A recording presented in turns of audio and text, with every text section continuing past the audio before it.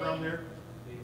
Hafide and good morning, Guam. I'm Jason Salas here, once again positioned at the Guam Homeland Security and Office of Civil Defense. We're going to take you back so we can get an idea of what Gov Guam is looking at, what the projections are for Tropical Storm Wutip. Again, if you've been paying attention to our social media channels over the last 12 hours or so, the formation has originated near COR3. It is starting to intensify, expecting to be reach typhoon strength sometime later today. We are in condition of readiness level 3 right now, and the official word from emergency responders is to begin preparing. You probably want to take down any tarp that you have right now, any loose debris which may become airborne, as the winds are expected to pick up significantly over the next 12 hours. We're going to take you into the room and get situated so you can hear what the very latest with this storm is.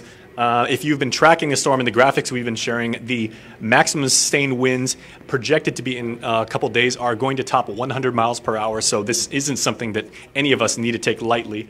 Okay, we don't want a repeat performance of me walking into the door as in Super Typhoon Wutip. So. Green is light rain, the yellow is moderate rain, the bright red is heavy rain, and the black inside the heavy rain is really, really, really heavy rain and a lot of lightning activity. And the kind of reddish brown, that's ice clouds, that's like cirrus. So this kind of gives you an idea of the depth of the clouds and where the weather is located. This is a water vapor picture, so this is another spectral range that we look at, and these storms want to move toward the northwest. The fact that it's moving toward the west means that there's some pressure on it that's forcing it down on a more westerly track. And that's this big high pressure cell up here. And all this black area represents subsiding air. It's dry air. And so there's a big high pressure cell that keeps pushing this out to the west.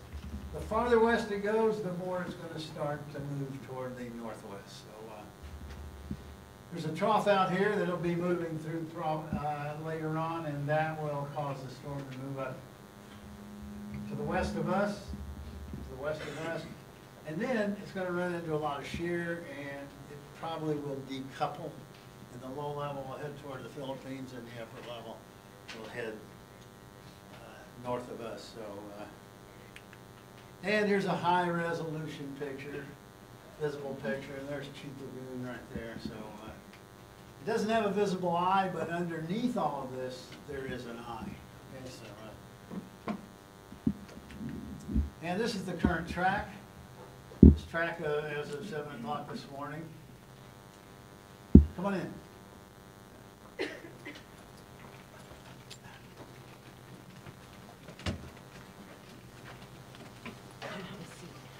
So the dark blue here, we have a blue background, but the dark blue, those are damaging winds. And those damaging winds go from 39 miles per hour to 47 miles per hour. Then we have the destructive winds, that's the gray area. Destructive winds go from 48 miles per hour to 73 miles per hour. And then we have the typhoon force winds, that's the red area. And they're greater at 74 miles per hour or greater. And so this is the track, and you notice there's Guam right there. So we're just barely in the damaging winds, right? The predictions are to be barely within the damaging winds. This is the uncertainty. Basically, 70% of the time, the track will be in that white area, which means that 30% of the time it won't be. So it could be north or it could be south. The likely bias is probably a little bit south, but this storm has been right on track. It's been right on track, and sped up a little bit overnight, but it could slow down again or speed up. So, but basically, it's been on the same track. The stifled area, this represents the damaging winds plus the air involved. So if you look at the uncertainty and the damaging winds, it fits the envelope out to Saipan as well. So at 7 a.m. this morning, the system was located at 5.9 north latitude, 150.6 east longitude. That's 655 miles southeast of Guam. 675 miles south-southeast of Rota, and about 715 miles south-southeast of Saipan and Tinian. It's moving toward the west about 280 degrees at 16 miles per hour. So it's slowly making that turn toward the west-northwest. Turn intensity is 70 miles per hour. Those are sustained winds. That's an average wind. We average all those peaks and walls, and we get a sustained wind. And associated with that is a peak gust. That could be about 90 miles an hour. It's continued to intensify, and I rather imagine at 2 o'clock they'll probably upgrade it to a typhoon. Wind field damaging winds are stretching out about 180 miles southwest, 150 miles northwest. Destructive winds about 75 miles, and once we get typhoon winds, they'll probably be 25 or 30 miles. And late Saturday night, about 150 statute, these are nautical miles, so about 170 statute miles southwest of Guam. Because of the track, it's going to sort of parallel the islands, okay? So we're going to be in that distance for a long period of time. So for about 3 o'clock in the morning, Saturday morning, all the way into Sunday evening, it looks like, you're going to see those tropical storm force winds, or at least, 30 mile per hour, 35, 40 mile per hour winds. So. And they'll be coming from the east, and as the storm starts to move more north, they'll slowly come around to the southeast. So, Inarajan, Talifofo, Ipan, those areas, and then finally Maritzo, those areas are going to be the most susceptible. Coastal areas will feel the strongest winds, as will the higher elevations, okay? So, sea surf information, 12 to 15 feet open ocean. Near the storm, though, it'll be 35, maybe 40 feet. 13 to 16 foot surf. We'll probably have a high surf warning out for that. 2 to 3 feet of inundation, and expect dangerous rip currents, deadly rip currents, really. The tide information, we always give you the high tide. You always plan for high tide, never plan for low tide, because we can't tell you when low tide's going to be, especially 24 hours ahead of time. So these are the tidal. Our tides are a little bit bigger than the Saipan's tides. So, precipitation, right now we're looking for 4 to 6 inches. It's pretty compact on the northeast side. If those bands start to fill in, then and we're in one of those bands, then we'll probably see more rainfall. We'll also see more if the storm moves more northward or slows down, and we'll see less if the storm moves more on the westerly track and it speeds up. Flash flood watch and warning could be issued Saturday and Sunday. I rather expect there'll be more like urban to small stream flood advisories. Those are nuisance flooding. But places like Maritzo can flood, so we may have to put out flash flood warnings for, especially down in the Barcenas area around Maritzo. So currently, tropical storm watch for Guam set at 8 a.m. today, and the acting governor, put us in, and the general agreed to put us into COR3 at 8 a.m. Tropical storm watch for Rota, Tinian and Saipan at 8 a.m. They're still in COR4.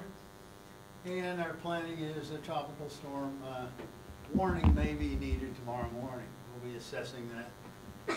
And if we did, based on the current track, it'd be maybe 5 o'clock in the morning to 8 o'clock in the morning. And then we will see about recommending COR2. And we'll closely monitor the system so you guys can sleep well tonight. We'll be up all night. And our guys have to go to 12-hour shifts, and we have to bring in more people. Right now we're dealing with Guam, the CNMI, Chuk State, and Yap State. And we have, in Micronesia, we have 9 islands either in watches or warnings. So lots of coordination and lots of products are going out. We'll closely monitor the system for the more northward movement, faster movement, more rapid intensification. The kind of damages you can expect are the lowest kind, tropical storm category A. That's sustained winds 30, 49 miles per hour, gusts 40 to 64 miles per hour. Some dead limbs and a few green palm fronds are blown down, light damage to poorly constructed buildings.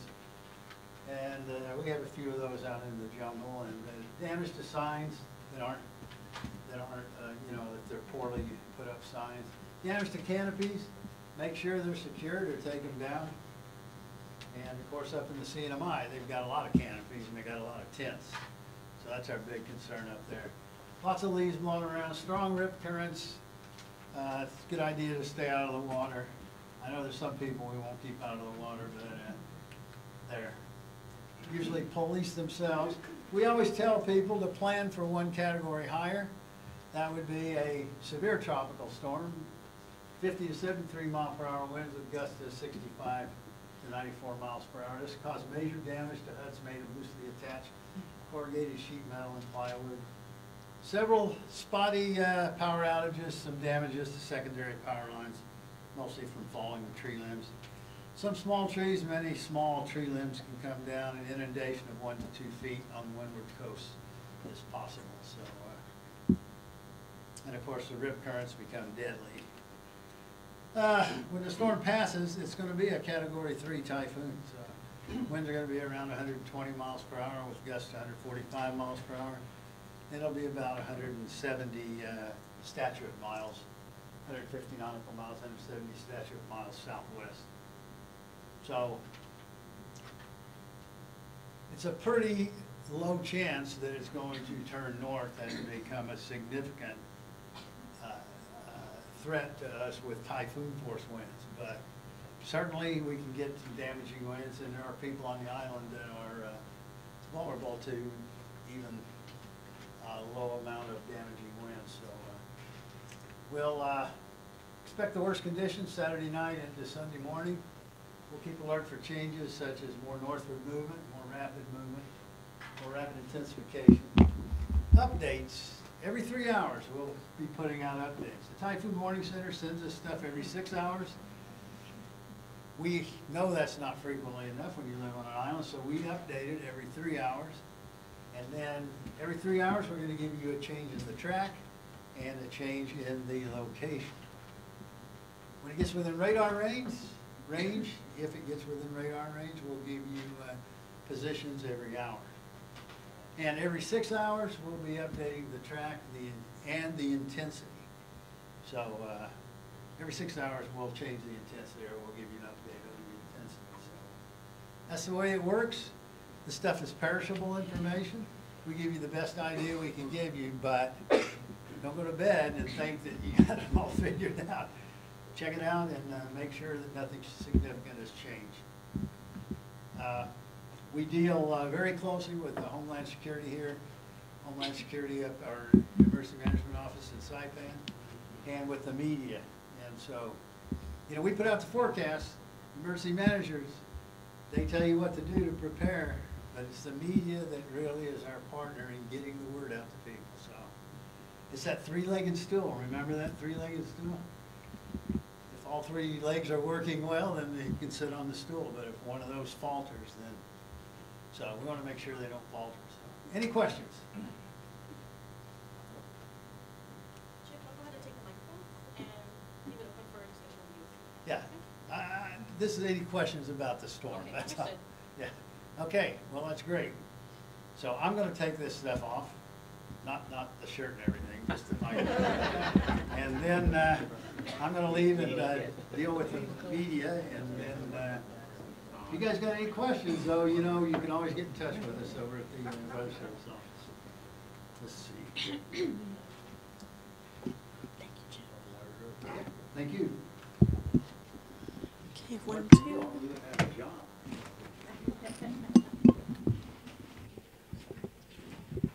One down. Thank you.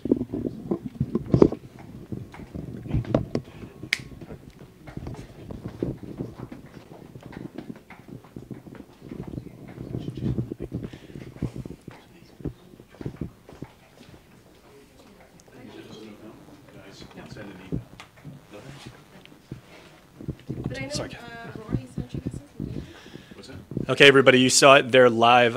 Once again, that was Chip Gard, the chief meteorologist with the National Weather Service. We're going to go outside and actually talk to Chip for a little bit more perspective on what is expected to go on with what's now known as Tropical Storm Wutip, expected to become a typhoon and the closest point of approach, as he was saying, sometime Saturday, during which point, at the closest point of approach to Guam, which again, really, really important to understand. As you saw the graphics, make sure to go to weather.gov and look up the Guam weather graphics, because Wutip, as Chip said, not expected to take a significant northern track. It won't do the whole hockey stick thing and exponentially move towards the north. So it seems like Guam will be spared from major damaging winds. But when it is at the closest point of approach to us, again, sometime Saturday, possibly in the afternoon, during which time typhoon force winds are expected to be at 120 miles per hour, gusting to 145. So this is not a storm we're going to take lightly. Okay. Okay, so we're going to go back out and talk to Chip some more.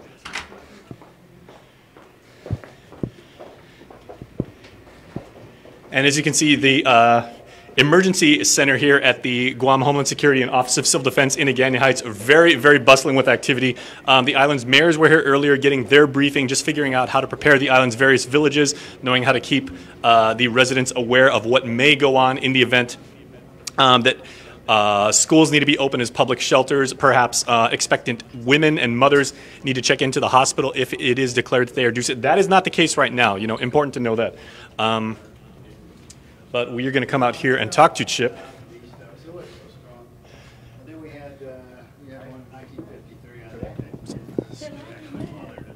1953. 53, yeah. And you know, we have a publication where we have all of these. But so Everybody rolling? we try to keep everybody safe. Okay, Chip, I say this every single time, but we got to stop meeting like this, man. We do. The tennis court would be a much more preferable venue. Tennis? I will definitely take it up. I played tennis a long, long time ago, but I'll take it up if you want to meet there instead of here. I would love to meet there. Okay, that's good. Anyway, I was looking for Jenna, but I guess we can start. So who's got the first question? Well, what are your expectations for this storm? My expectations for this storm are that it will is pretty well behaved. It's been on track. I think it's going to continue to move toward the west-northwest, starting to gain some latitude. It's going to move to the west of us, and we're going to be on the edge of the winds.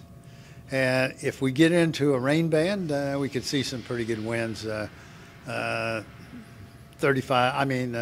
45 mile per hour winds, and higher gusts. Yeah, I think that's probably the worst. Rain? Rain. Blowing rain. When the rain comes, the winds are going to pick up, and so based on this, if you're going to protect, if you want to be selective about your protection right now, it looks like protect from the east and the southeast, and maybe the south. I don't think you're going to see much wind from the north and the northwest. So it's not a serious threat to us, but it is going to be strong when it passes by about 170 miles to the west on late Saturday night or early Sunday. So, you know, at a 120-mile-an-hour storm, I mean, that's a Category 3 storm. So we have to be a little bit concerned about that and take some precautions. And the major touching point that you were talking about just a few minutes ago, Chip, was you were saying it's highly unlikely at this point